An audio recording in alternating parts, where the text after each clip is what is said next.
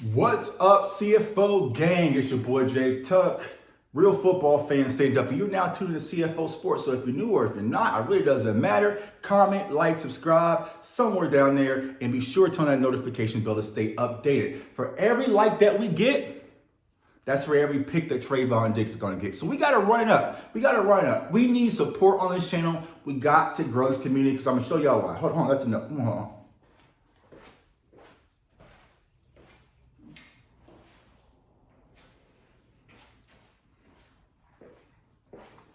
So y'all, this is my cat Myra, right? She's my gym cat. And y'all see Myra is hefty. She's only a kitten. She's only about 2 years old. But we gotta feed Myra, man. We gotta feed her like Zeke. Them treats be costing, man. So we gotta subscribe. We gotta get this channel going up because Myra is about to eat me out of house and home, man. Big cat, man. You know what I'm saying? Big cat, Leon Lett, right? But yo, also want to talk about something. I said it on Twitter, but this is really built for y'all. This is built for the people who support me on this channel, most importantly, right? Because you can go anywhere in the world, but you're here with me. If I get to 12,000 followers on Twitter, which I'm probably not far, I'm probably like 30 people away, to be honest with you. So it wasn't really about the follower count. I just need a barometer to kind of get people excited, right? Once I get to 12,000, one of you, actually two of you, right? I am taking two of you to the Dallas Cowboys versus Tampa Bay Bucks opening night game with me. Now, you got to cover your travel, you got to cover your hotel, you got to do all that, you know what I'm saying? But I will get you in the building. Now, your boy Tuck got you, you know what I'm saying? I'm not going to put you in the upper deck, nosebleeds. You might not be able to sit down with me on this thing, but I'm going to get you in the building, right? So this gives me the opportunity. So I have so many people support me on this channel to come out to the Dallas Cowboys game. We're going to tailgate. We're going to drink Cowboy Raiders. We're going to have a fun time. And we're going to beat the Bucks. And I want two of y'all with me. So we're definitely going to do that. Now, let me clarify. When I select, it's going to be for the people who's been supporting since day one. When every time I go live, they are there in the chat. For every time I post a video, they are Noti Gang. They are in the comments. The real supporters. So don't just jump in like, hey, Tuck, just pick me. Like, nah, we don't know you, bro. We don't know you. So the people who really support this channel, you will have the opportunity to go to the game opening night with your boy Jay Tuck. That's on me. I got y'all. But I want to talk into something. Speaking of the 2022 season, and people be like, yo, Tuck, you've been kind of negative. I'm not negative. I'm realistic. There's a difference. There is a difference, right? You have to have some view of optimism, or you're just a blind fan, and we don't do that here on this channel. We speak with context, right? They ask like, yo, you've been real optimistic, about this season. You're not really feeling it. But what is something that can get you excited and a key for the Dallas Cowboys to ultimately push and propel past what they did last year? Good question. And there's a few different reasons. One is the obvious, right? Dak Prescott just got to stay healthy. I mean, duh, you know what I'm saying? Oh, Dak, we don't need Dak. We can go 12-5 without Dak in the comments. He's just an average. No one ever took me up on that challenge, by the way. But I'm not stating the obvious, right? But one of the most important keys, I think, for next year is the second year guys, third year guys from the 2020 class as well, they got to take a leap, right? They got to take a leap. So think about last year, right? We was going through draft, right? We had our flavors that we all liked in the draft, right? But a lot of you didn't want Micah Parsons. Why?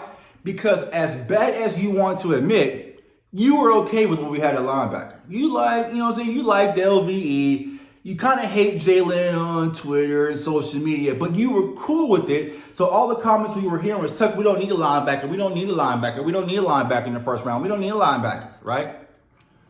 Think about it going back to 2020 when I started this channel. You want CeeDee Lamb? We don't need a CeeDee Lamb. We got Michael Gallup, we got Amari Cooper. We don't need another wide receiver.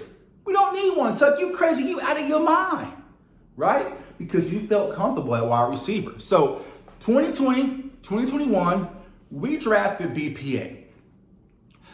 This past April, we went need.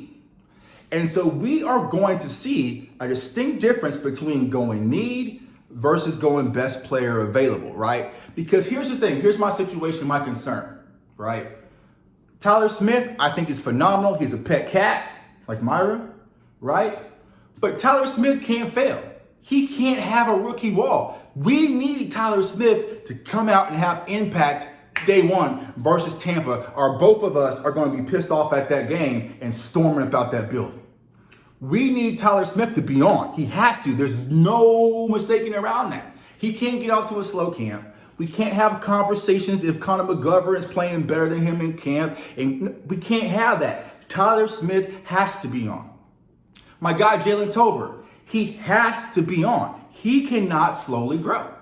He cannot slowly grow. We need him out the gate with it because Michael Gallup's going to be out, right? So we need Jalen Tolbert to fully emerge day one out the gate.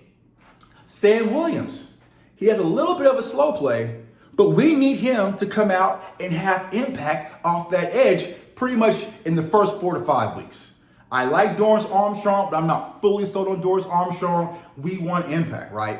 Jake Ferguson, the same, right? So with this class, we need them to have impact. Now, what can slightly change that? If the second-year guys and the third-year guys take a drastic leap. We see Osa, right, put on some weight. We see Osa. We see Neville putting on some weight, right? We see Chauncey Golston putting on some weight. So if those guys really step up, it can give a buffer. Now with the wide receiver core, it's going to have to be like Simi or TJ Vasher to really step up and take, you know what I'm saying? So like, we need those guys. Kelvin Joseph, right? I know we kind of, we dance around him a little bit, but he needs to step up because here's the thing. A lot of people don't think about it. They're like, okay, we're cool at cornerback. We're cool with the offensive line. We're cool. What really saved us last year that nobody is talking about? Our depth. Our depth saved us last year. We had injuries after injuries early on. D-Law went down. Michael Gallup went down. Neville Gallimore went down. You know what I'm saying? So the list was on, but we had some players with that second layer of depth to really come in and really stepped up. Because if Neville Gallimore never goes down, right? Tristan Hill, if he comes out early, we might not have fully even seen what Osa was able to bring, right? If D-Law goes down, we probably would never seen Chauncey Golston, right? So it's like, I think that the second layer and the third year guys, Tyler B.I.'s the third year guys, Neville Gallimore, they got to crank it up. And if they are to crank it up and really become a part of the foundation of the Dallas Cowboys, I believe our season can be a successful season. I trust Mike McCarthy. Damn, Tuck, you tripping, bro. You said, I trust Mike McCarthy because think of this. Mike McCarthy ain't never really had a boatload of talent when he was in Green Bay. I mean, that was one of their complaints. Like, they don't go hard in free agency. They don't do this, do that. He had a quarterback, cool little wide receivers, you know what I'm saying? And he was able to make it happen. And so you even go back to 2020 when all those injuries happened, with the Dallas Cowboys from losing Dak Prescott, right? They were able to stay afloat. Granted, we didn't make the playoffs. Now, partially that's due to our division, right? But I feel like Mike McCarthy is a decent enough coach to overcome it. But we got to really pump these second year and third year players. Defensively, I trust. I trust Dan Quinn. I trust Dan Quinn with Sam Williams.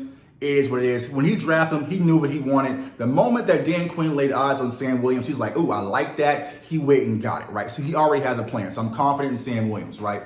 But offensively, filling in with the offensive line, I don't know. Wide receiver core, I don't know, though I do trust Jalen Tolbert. Tight ends remains to be unseen. So that's my take, man. One of the key factors I think is going to take for the Dallas Cowboys to get back and have a successful 2022-2023 season. So we at the games having a blast. It's those second year guys and third year guys must make a jump, man. So boy Jay Tuck, comment, like, subscribe. If you're not following me on Twitter, go over to Twitter and run that up. And if you're on Twitter, you're not subscribed to the channel, come over here and run that up. Because like I said, I'm taking 2 of you to the Dallas Cowboys opener versus Tampa Bay Bucks with your boy. Comment, like, subscribe. I want everyone to stay safe, stay blessed, stay encouraged. And tonight, 7 o'clock, I'm on a 40 burger. I'll see y'all live. Peace.